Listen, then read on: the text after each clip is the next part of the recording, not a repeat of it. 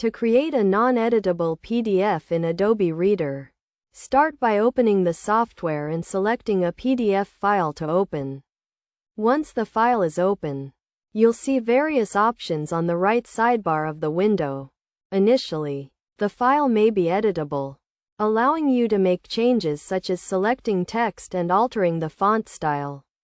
To make the file non-editable, undo any changes made and then navigate to the Properties section, typically found in the upper left corner of the window.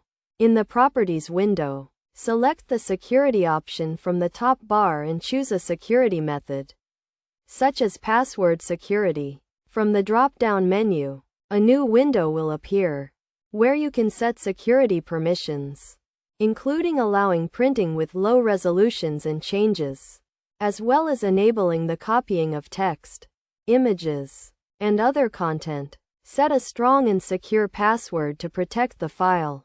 After clicking OK, you may see additional pop-ups. Click OK again to proceed. You will also be prompted to add a permission password to secure the file. Once you've saved the changes, close and reopen the file. A security pop-up should appear, indicating that the PDF file is now protected and cannot be edited. This process effectively makes a PDF file non-editable in Adobe Reader.